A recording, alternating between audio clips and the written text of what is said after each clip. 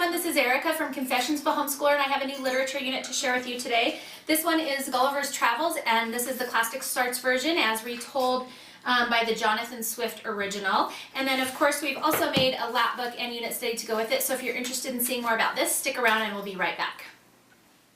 So this is just an average lap book fold. It's just the tri-fold lap book.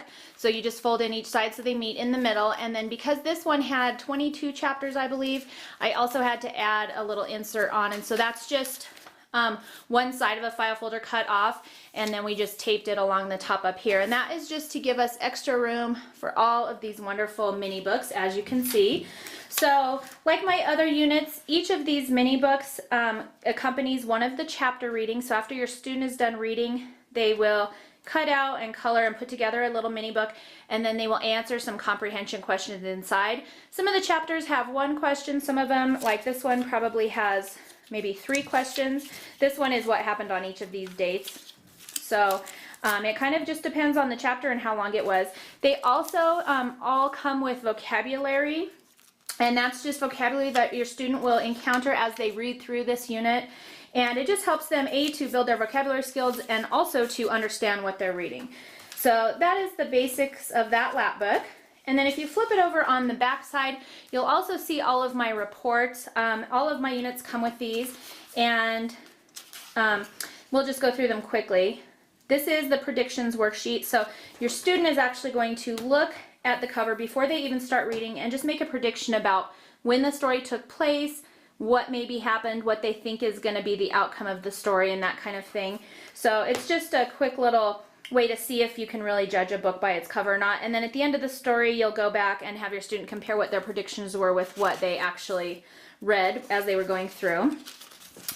And then they also all include one of these timeline sheets, and the timelines are just so that they can keep track of any major events in the story. I don't guide this too much. I let them kind of do what they want to, and they can either write something in here or draw a picture if they're a younger reader, or I know that my 5th grader actually loves to draw pictures, so she usually puts pictures into these, but I let her do this on her own, and you might need to print more than one of these if it's a longer book. And then they'll all fill out a protagonist versus antagonist worksheet, and that just talks about what those terms mean, what the problem is between these people, and what the solution ends up being. And then there's an illustration area as well. And then they'll fill out a few facts about the story. This one just has the setting, the main plot, the character, and their favorite thing about the story. And again, another place for a picture.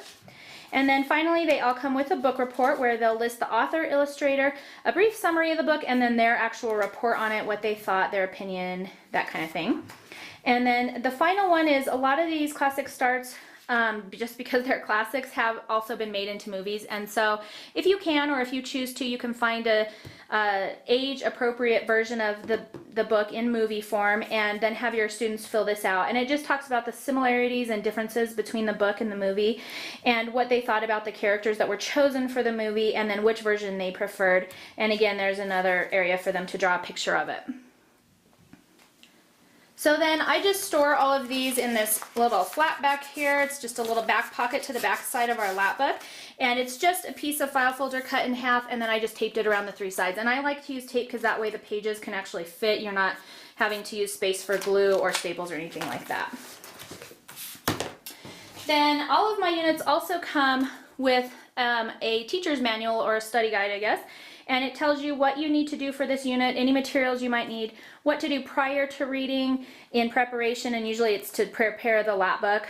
Also to do the predictions and the vocabulary before your student starts reading it as well. And then it also talks about how to fill out that timeline I showed you.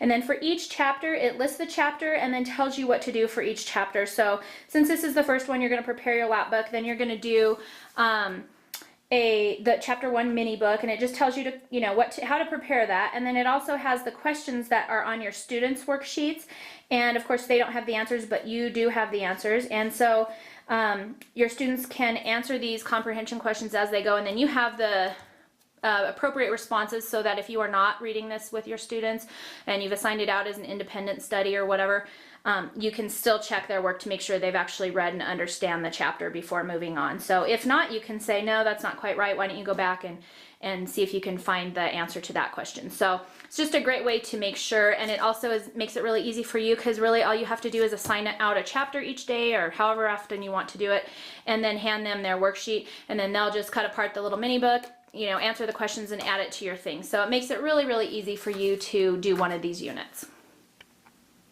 So that is the Gulliver's Travels Classic Starts Unit Study and Lapbook. If you have any questions, as always, feel free to email me at erica@confessionsofahomeschooler.com, or you can also visit my website at www.confessionsofahomeschooler.com as well. I hope you enjoy this unit, and I will see you next time.